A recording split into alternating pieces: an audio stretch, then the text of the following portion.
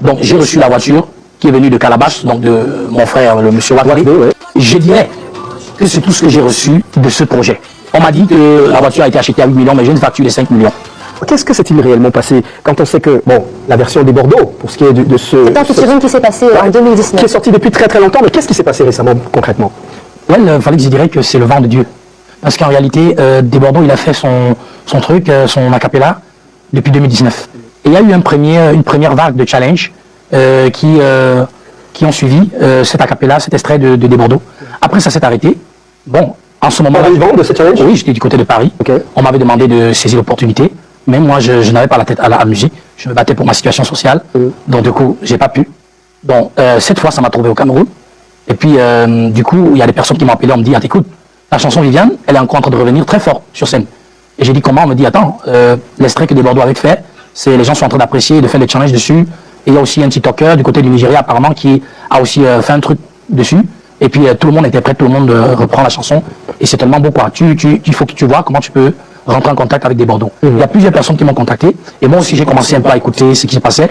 J'ai commencé à écouter un peu ce qui se disait sur les réseaux sociaux, autour du projet, autour de ce que des Bordeaux avaient fait, et également de ce qui venait du côté de nos frères du Nigeria. Et c'était vraiment quelque chose de ouf. C'était pour moi une surprise très agréable, incroyable. Tout le monde faisait des challenges, les gens embrassaient le projet. Et puis, des Bordeaux est arrivé le moment où des Bordeaux a fait la sortie pour annoncer qu'il devait rentrer en studio pour sortir la chanson Viviane. Et du coup, il y a des Camerounais qui l'ont interpellé pour lui faire comprendre que l'auteur-compositeur de Viviane était un Camerounais qui s'appelait Prince Aimé, qu'il fallait rentrer en contact avec lui. Ce qui était pas mal. Et des Bordeaux l'a fait. Donc il a tout fait pour rentrer en contact avec moi. Sauf que derrière, nous avons eu beaucoup de situations de confusion. Et des Bordeaux a dû faire face à une situation où plusieurs personnes l'ont contacté à la fois pour se présenter comme étant le manager de Prince Aimé. Ça l'a un tout petit peu embrouillé. Il ne savait plus où mettre la tête. Et à un moment donné, il s'est dit, bon, mieux, je fais d'abord une version seule. Après, je verrai comment faire une autre version avec Prince Aimé. Sauf que ça, beaucoup de Camerounais n'ont pas apprécié, et surtout les artistes camerounais qui s'attendaient, toute l'Afrique attendait à un moment donné le featuring Prince Aimé des Bordeaux. Et quand ça n'a pas vu le jour, il y a des artistes camerounais, comme au premier rang duquel Malox, qui sont montés au créneau pour dire, mais non, si tu veux pas faire les choses correctement et faire bénéficier notre frère, nous sommes prêts à manifester la solidarité autour de lui pour le faire bénéficier et jouir de son buzz. Parce qu'en réalité, c'est son buzz. Et c'était pas aussi mal. Donc dans un premier temps, moi j'ai très bien accueilli ça.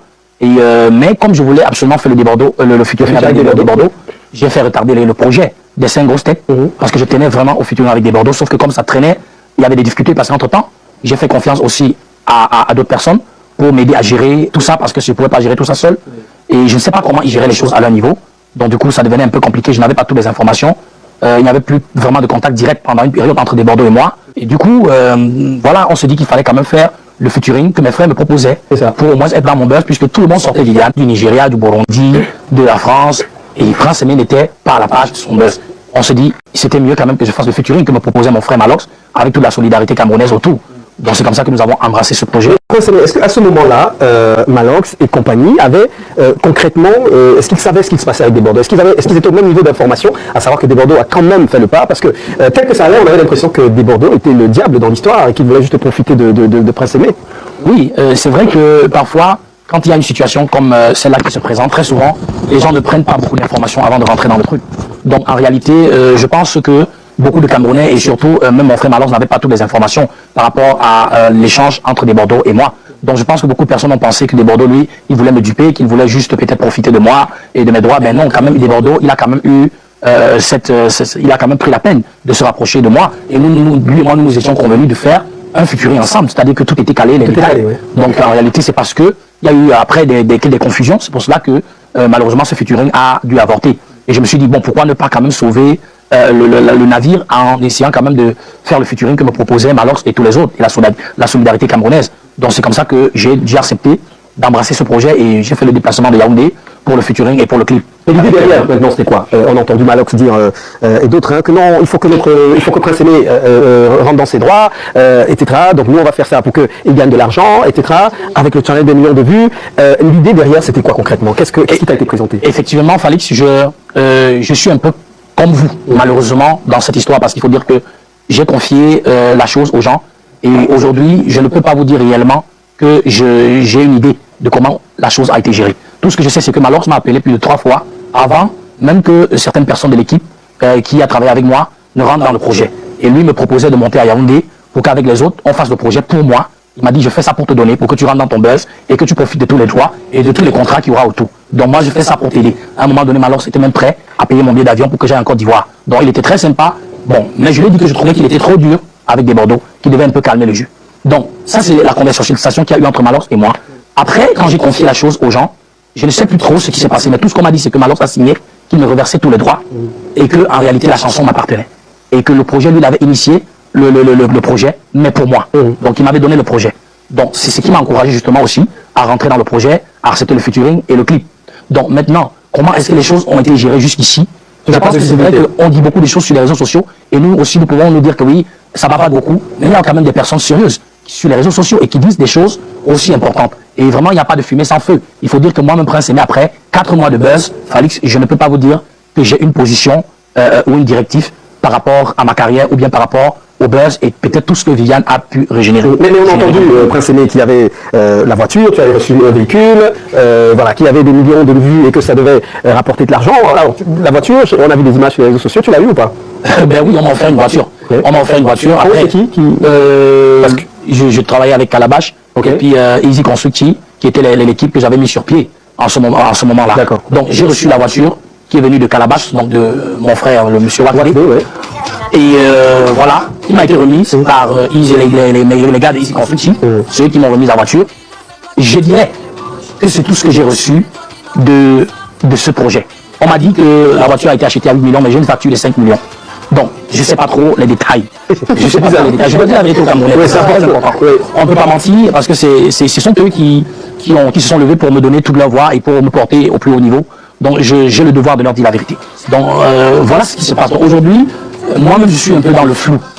J'ai l'impression que, oui, les gens m'ont porté très haut, mais ont un peu relâché les choses en chemin. Et aujourd'hui, on ne sait plus où se trouve chacun. Et moi, je me bats un peu comme je peux pour essayer de sauver le navire. Mais en réalité, c'est ma carrière. Et je crois que les Camerounais et moi, nous n'allons rien lâcher.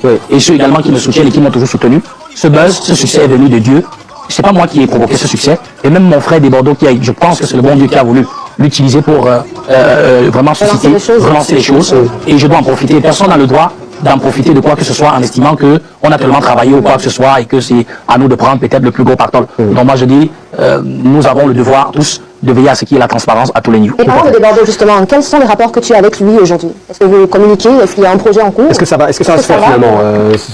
Oui, vous avez parlé depuis que le remix Malox et compagnie est sorti? On n'a pas parlé, réellement des Bordeaux, nous n'avons pas parlé, mais je dirais que nous avons parlé par des canaux interposés.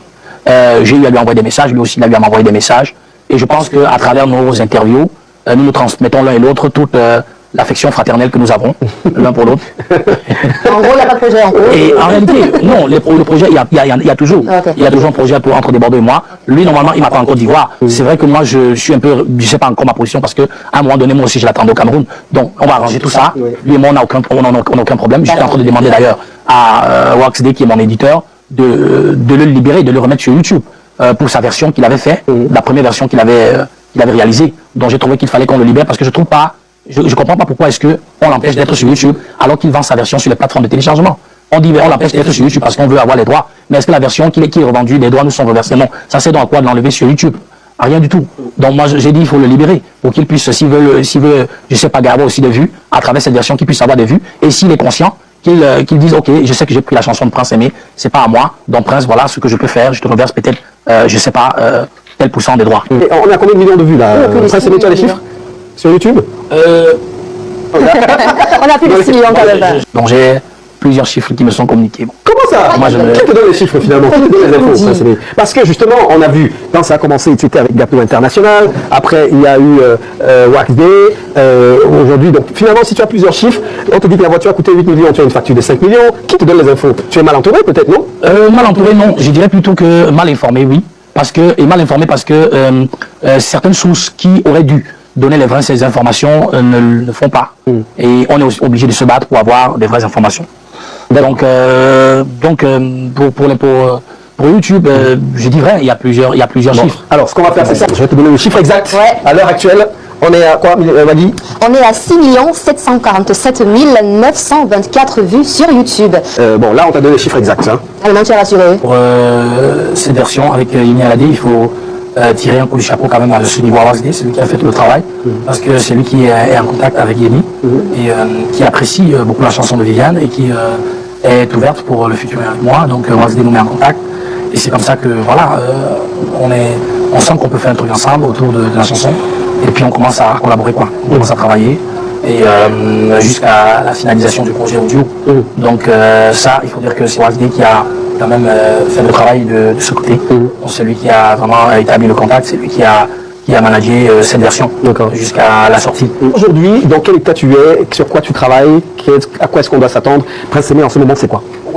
Est-ce que tu es passé sur le buzz, ça va, c'est bon? Non, pour moi, le buzz, c'est pas fini. Je le disais tout à l'heure, nous sommes encore dans le buzz de Viviane, et nous sommes encore dans le succès de Viviane.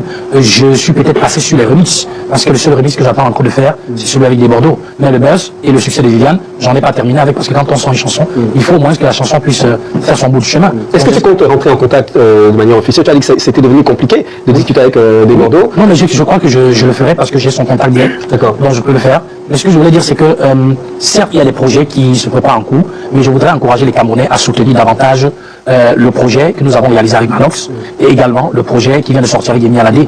Et je voudrais dire également que je n'ai rien contre les partenaires qui formaient mon équipe d'hier, c'est-à-dire Calabash et Easy Constructive. Les êtres humains ont leurs défauts et leurs faiblesses. Mais la seule chose que je voudrais dire, c'est que aujourd'hui, Calabash et Easy Constructive ne peuvent plus se parler correctement. Ils ont des choses à se reprocher. Donc si les deux partenaires ont des choses à se reprocher, eux qui voient. Et moi, Prince, c'est mon milieu qui ne voit pas, ça veut dire qu'il y a quelque chose qui n'a pas marché. Donc ce que je veux dire, est-ce que tu collabores toujours avec ces équipes, ces maisons-là? Nous sommes en contact. En réalité, nous sommes en contact. Je n'ai pas rompu le contact, mais en réalité, j'essaie de reprendre la main dans la situation. Et je voudrais encourager les Camerounais et tous ceux qui veulent me contacter pour quoi que ce soit, à me contacter directement par mes numéros personnels. Moi, j'encourage les Camerounais à soutenir, à ne pas lâcher Viviane pour l'instant, jusqu'à ce qu'un nouveau projet Prince Aimé puisse voir le jour. Nous essayons de reprendre la main sur la situation. C'est vrai, il y a beaucoup de choses qui se disent, mais je voudrais dire aux gens, si vous avez des preuves de quoi que ce soit, ou de quelques transactions que ce soit, rapprochez-vous de moi si vous voulez vraiment m'aider. Parce qu'en réalité, au jour d'aujourd'hui, il y a trop de choses qui se disent, mais en dehors de notre petit spectacle, Prince Aimé n'a reçu aucun pactole, ni venant de qui que ce soit, ni venant d'aucun partenaire. Je n'ai pas reçu ni de 50 millions, ou de 20 millions, ou de 30 millions, venant d'une société multinationale. Non, je n'ai reçu aucun argent de la sorte. Ce sont mes petits gombos que je faisais avant, que je fais. Tu continues de faire. C'est ça qui me permet de vivre. Je n'ai rien reçu d'autre, à part